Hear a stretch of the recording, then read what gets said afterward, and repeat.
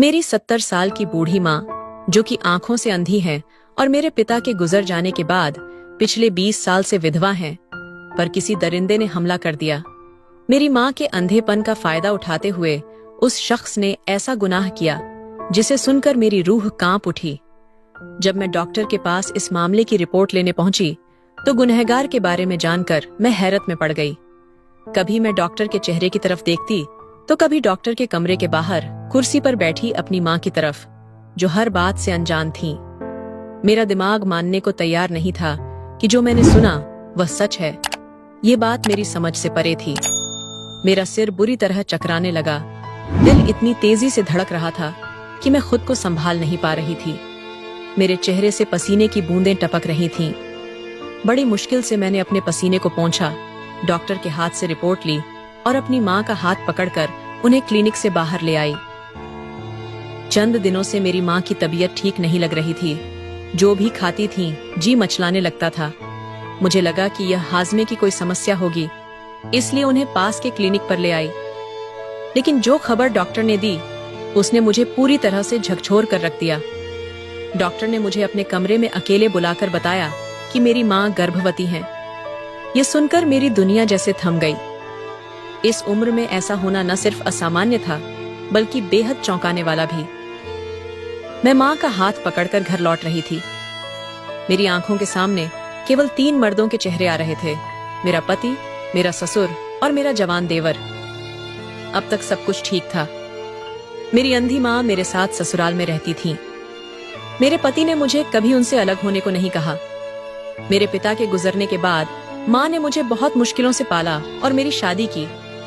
मेरे पति बहुत अच्छे इंसान थे और उन्होंने मेरी माँ को घर में रखने की इजाजत दी थी। दिन भर घर में सिर्फ मैं और माँ होती थीं।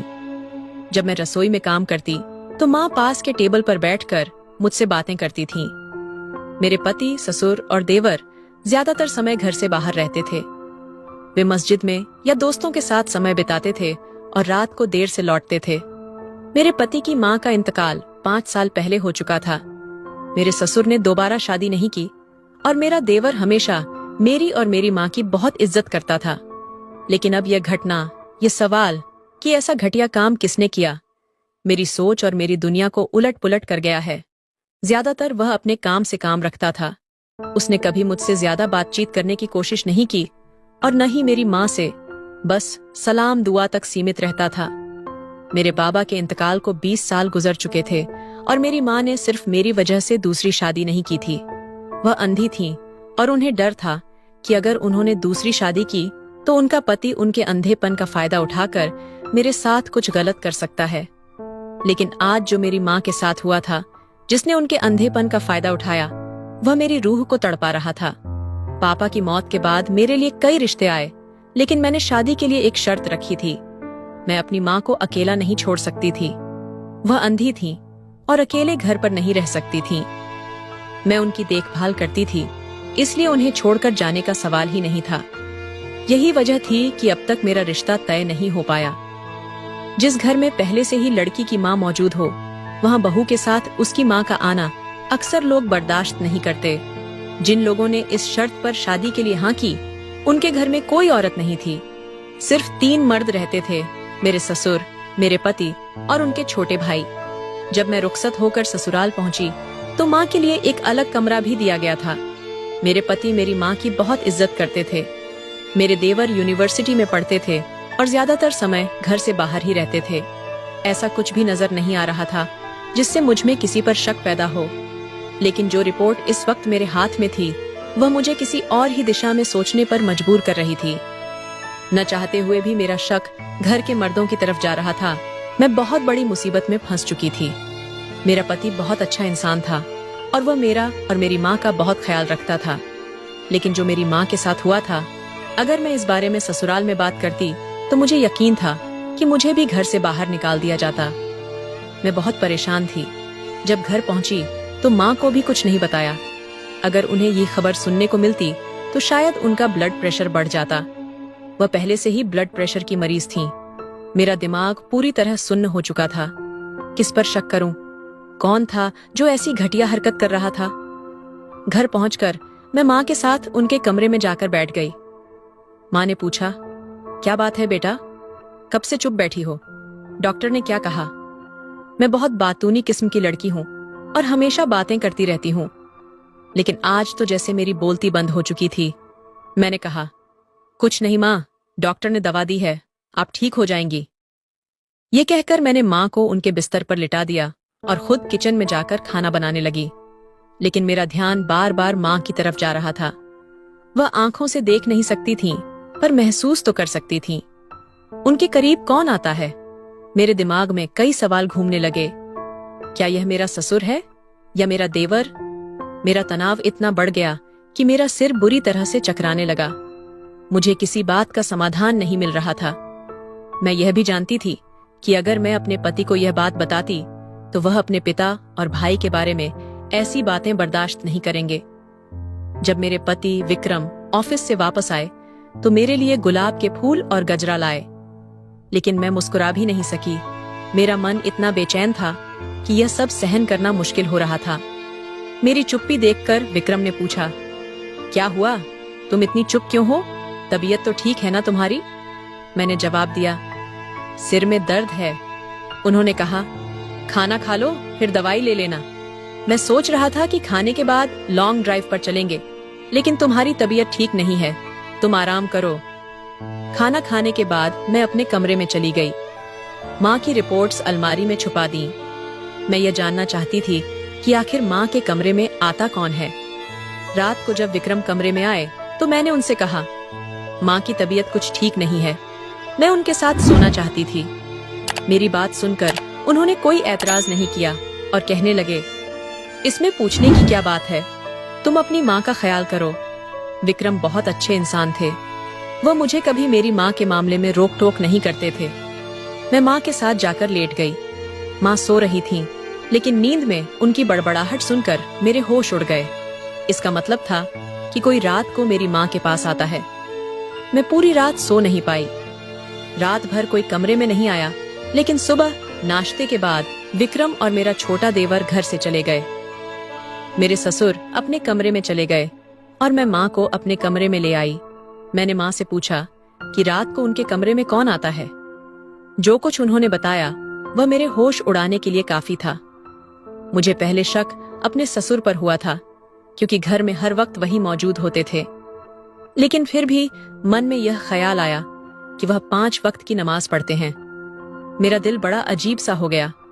एक तरफ तो वह हर वक्त नमाज पढ़ते हैं और दीन की बातें करते हैं, और दूसरी तरफ मुझे कभी अपने देवर पर शक होने लगता। देवर अक्सर देर रात तक जागता रहता था और उसके कमरे से टीवी की आवाजें आती थीं। एक बार उसने मुझसे कहा था, आप बिल्कुल अपनी माँ जैसी दिखती हैं। आपकी माँ बहुत खूबसूरत हैं। उनकी वजह से वह आपकी बड़ी बहन लगती है। ये बात उसने मेरी शादी के शुरुआती दिनों में कही थी। मैंने उस समय हंसकर टाल दिया था, लेकिन अब जब यह सब पता चला तो मेरे अंदर एक ऐसी आग लग गई थी जिसे सहना मुश्किल था। कोई मेरी माँ को बेहोश करके उनके साथ जबरदस्ती करता था। मेरी माँ को महसूस होता था कि उनके साथ कुछ गलत हो रहा है, लेकिन वह मेरे लिए चुप रहती थीं। ये सब मेरे लिए असहनीय हो गया था। मेरी बेबसी यह थी कि अगर मैं आवाज उठाती तो मुझे तलाक का दाग झेलना पड़ता। विक्रम लाख अच्छे इंसान थे, लेकिन अपने पिता के खिलाफ कोई बात सुनना या मानना उनके लिए असंभव था। वह जितनी इज्जत मेरी माँ की करते थे, उतनी ही अपने पिता की भी खिदमत करते थे। मेरे ससुर भी मेरी माँ को बहन जी कहकर बुलाते थे।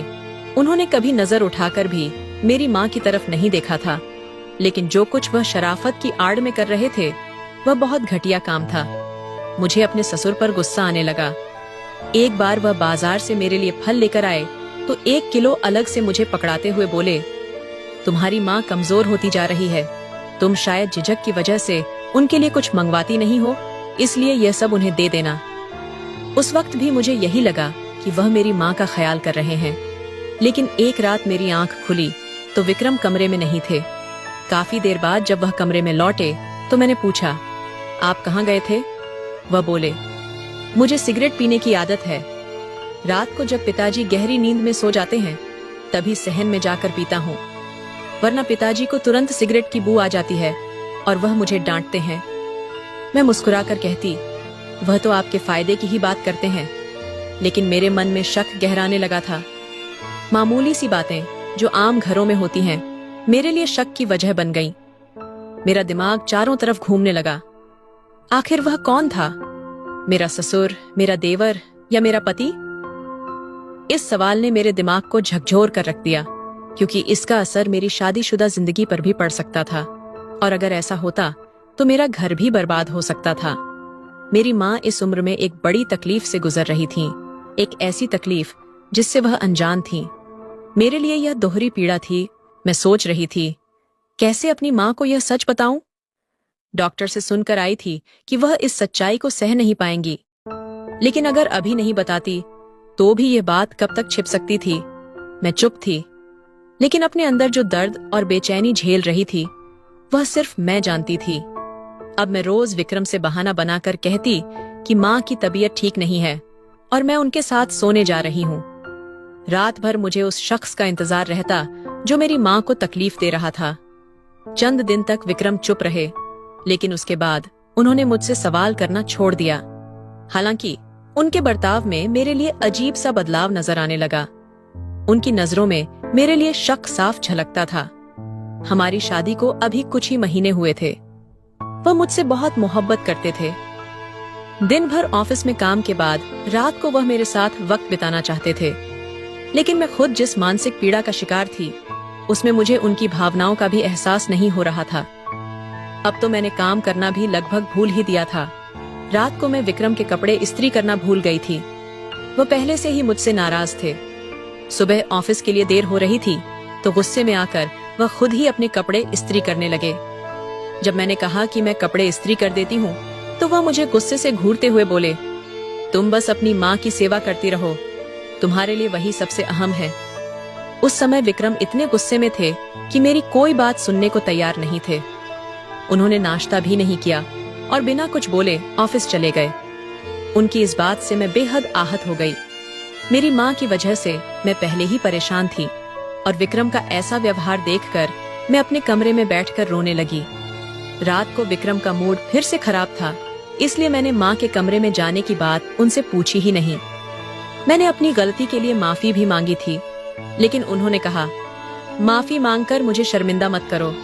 तुम्हें समझना चाहिए कि मुझे पूरे दिन तुमसे बात करने का मौका नहीं मिलता। वह जल्दी ही मान भी गए, लेकिन अगले दिन सुबह माँ ने मुझसे पूछा, कल रात तुम मेरे पास क्यों नहीं सोई? जब तुम नहीं आती हो तो वह आता है, और रात मेरे लिए वह रात तकलीफ की हो जाती है। मैं ये सुनकर और भी परेशान हो गई। मेरी माँ रोते हुए मेरे पास आईं और कहने लगीं, मुझे माफ कर दो, मैं मजबूर हूँ। उनका दर्द देखकर मेरा दिल टूट गया। मेरी माँ देख नहीं सकती थी, मैं उन्हें अकेला नहीं छोड़ सकती थी। यहाँ तक कि मैं उन्हें वॉशरूम ले जाने में भी मदद करती थी। इसी उलझन में थी कि अचानक माँ की चीखने की आवाज आई। मैं घबरा गई और कमरे से बाहर निकली। विक्रम कमरे में नहीं थे। मैं फौरन माँ के कमरे की ओर भागी। वहां देखा कि मेरा देवर माँ के बेड के पास खड़ा था और माँ डर के मारे अपने हाथ इधर उधर चला रही थीं, जैसे किसी से बचने की कोशिश कर रही हों। मैंने गुस्से में आकर अपने देवर को पकड़ लिया और कहा, तुम्हें शर्म नहीं आती मेरी माँ के साथ ऐसी गिरी हुई हरकत करते हुए? उसने कहा, भाभी आप क्या कह रही हैं? मैं तो उनकी चीख सुनकर यहाँ आया हूँ। मैंने गुस्से में कहा, झूठ मत बोलो, तुम रोज मेरी माँ को परेशान करते हो। मेरी आवाज सुनकर ससुर और विक्रम वहां आ गए। विक्रम ने मेरे हाथ से देवर का गिरेबान छुड़वाया और मुझ पर गुस्सा करते हुए बोले, तुमने रात को यह तमाशा क्यों किया? पड़ोसी क्या सोचेंगे? जब मैंने सच्चाई बतानी चाही तो विक्रम ने मुझे जोर से थप्पड़ मार दिया और मैं दूर जाकर गिर पड़ी। क्या बकवास कर रही हो तुम? जो तुम्हारे मुंह में आएगा तुम बोल दोगी? तुम होती कौन हो मेरे भाई पर इल्जाम लगाने वाली? मेरे ससुर इससे भी ज्यादा गुस्से में थे। सहारा समझकर कहने लगे, एक तो हमने इसकी सगी माँ को बेसहारा समझकर बहन मानकर अपने घर में जगह दी, और ये है कि एहसान फरामोश बनकर मेरे ही बेटे पर इल्जाम लगा रही है। आखिर वही हुआ जिसका मुझे डर था। मेरा घर टूट रहा था। विक्रम ने कहा, तेरी माँ इस घर में नहीं रह सकती, मैं उनका कहीं और इंतजाम कर दूंगा। मैं पहले ही मानसिक तनाव में थी। अपनी माँ को लेकर कहाँ जाती? अपना घर मैंने शादी के बाद किराए पर दे दिया था और इतनी जल्दी वह खाली भी नहीं हो सकता था। मैं इस कदर परेशान थी कि चक्कर खाकर गिर पड़ी। उमर मेरे पास ही खड़े थे। जब मुझे होश आया तो विक्रम मेरे पास खड़े थे, लेकिन गुस्से में। मुझे ड्रिप लगी हुई थी। डॉक्टर ने विक्रम को मेरा ख्याल रखने का सुझाव दिया। वह बिल्कुल खामोश थे। मेरी ड्रिप खत्म होते ही विक्रम मुझे घर ले आए। उन्होंने मुझे अपने कमरे में ले जाकर बैठा दिया और खुद भी सामने बैठ गए। उन्होंने कहा, जो घटिया इल्जाम तुमने मेरे भाई पर लगाया है, उसके लिए अगर तुमने अपनी माँ का इंतजाम नहीं किया होता तो मैं तुम्हें रात को ही तलाक देकर घर से निकाल देता। लेकिन तुम बेहोश होकर गिर गई थी और इंसानियत का तकाजा था कि मैं तुम्हें अस्पताल ले जाऊं। लेकिन वहां जो खबर मिली उसे मैं नजरअंदाज नहीं कर सकता।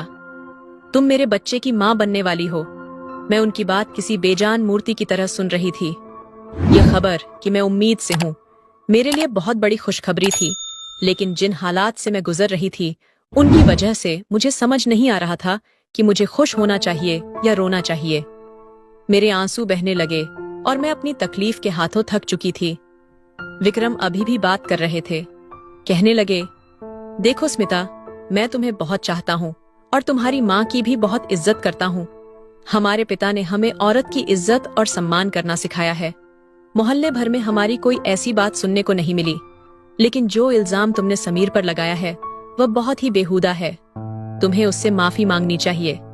वह बहुत गुस्से में है और अगर तुमने माफी नहीं मांगी तो तुम्हारी माँ यहाँ नहीं रह सकेंगी। तुम्हें क्या करना है ये सोचकर मुझे हैरत हो रही है कि तुमने ऐसा सोच भी कैसे लिया। वह मुझे तासीर से देख रहे थे। मैंने उठकर अपनी अम्मा की रिपोर्ट्स विक्रम के सामने रख दी और रोने लगी। विक्रम ने नासमझी भरे अंदाज में रिपोर्ट्स लीं और खोलकर पढ़ने लगे। उन्हें भी झटका सा लगा। वह बार बार रिपोर्ट्स पढ़ने लगे। मैं हिचकियां लेते हुए रोने लगी और कहा, इन रिपोर्ट्स को पढ़कर मुझे क्या सोचना चाहिए विक्रम? मेरी माँ चंद महीने से मेरे साथ इसी घर में रह रही हैं। उन्हें नशे की दवा सूंघाकर नीम बेहोश कर दिया जाता है। विक्रम, वह देख नहीं सकती, वरना पहचान जाती कि यह सब कौन कर रहा है। मैं किसी पर शक करूं? विक्रम, मुझे समीर से माफी मांगने में कोई एतराज नहीं है। मैं अपना घर बचाने के लिए समीर के सामने हाथ जोड़कर माफी मांग लूंगी। लेकिन बताओ, जिस अजीब हालात से मैं और मेरी माँ दो चार हो रहे हैं, उसका जिम्मेदार कौन है? आप मेरे पति हैं, मेरे मुहाफिज हैं। आपकी शराफत की गवाही मुझे मोहल्ले वालों से क्यों लेनी पड़े? आप मुझे बताएं कि मेरी माँ आपके घर में रहते हुए भी गैर महफूज कैसे हो गईं? ये किसका कसूर है? मुझे तलाक देकर घर से निकाल देना आपके लिए इतना आसान हो गया ताकि आप लोगों की झूठी शराफत का पर्दा बना रहे। अगर आप इतने ही सच्चे हैं तो मुझे डीएनए रिपोर्ट दिखा दें। सच अपने आप सामने आ जाएगा। और अगर कसूरवार आप में से कोई निकला तो बताइए कि उसे क्या सजा दी जाएगी। मेरा लहजा तल्ख हो गया था। विक्रम ने कहा, अगर कसूरवार हम में से कोई हुआ तो उसे पुलिस के हवाले कर देंगे। कुछ दिनों बाद तीनों की रिपोर्ट्स मेरे सामने थीं और मेरे होश उड़ गए। डीएनए के मुताबिक वे तीनों बेकसूर थे।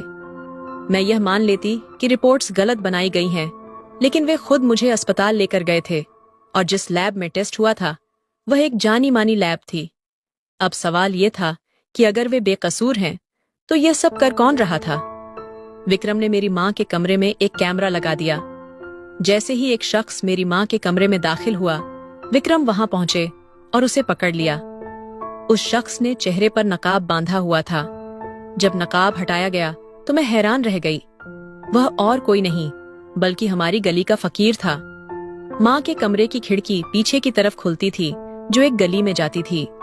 वही फकीर उस खिड़की से अंदर आता था और माँ को नशे की दवा सूंघाकर उनके साथ गलत काम करता था। विक्रम ने उसे पुलिस के हवाले कर दिया। मैंने सबसे हाथ जोड़कर माफी मांगी थी। विक्रम के साथ जाकर मैंने अपनी माँ का डीएनए टेस्ट भी करवाया। फिर यह सोचा कि हर इंसान बुरा नहीं होता। घर वालों के मशवरे और अम्मी की मर्जी से मैंने खुद उन्हें अस्पताल ले जाकर उनका अबॉर्शन करवा दिया, क्योंकि इस मामले में मेरी माँ की कोई गलती नहीं थी। वे किसी और के गुनाहों का बोझ उठा रही थीं और उसका गुनहगार सलाखों के पीछे था। इसके बाद विक्रम ने मेरी माँ के लिए एक नौकरानी का इंतजाम किया। आज भी वह नौकरानी मेरी माँ के साथ उनके कमरे में सोती है और उनकी देखभाल करती है। लेकिन जब भी मैं उस घटना को याद करती हूँ तो मेरी रूह कांप जाती है कि मेरी माँ ने किन हालातों का सामना किया होगा। दोस्तों, इसीलिए आपसे गुजारिश है कि अगर आपके माता पिता बुजुर्ग, अंधे या खुद से कुछ करने में असमर्थ हैं, तो उनके लिए जरूरी है कि आप उनके कमरे में कैमरा लगाएं और उन पर नजर रखें। ये सुनिश्चित करें कि वे किसी मुश्किल में न हों। अगर आप 24 घंटे उनके पास नहीं रह सकते या शादीशुदा होने के कारण उनके साथ नहीं रह सकते, तो इस तरह का इंतजाम करना बेहतर होगा। उम्मीद करती हूँ कि इस घटना से आप सब ने कुछ न कुछ सीखा होगा।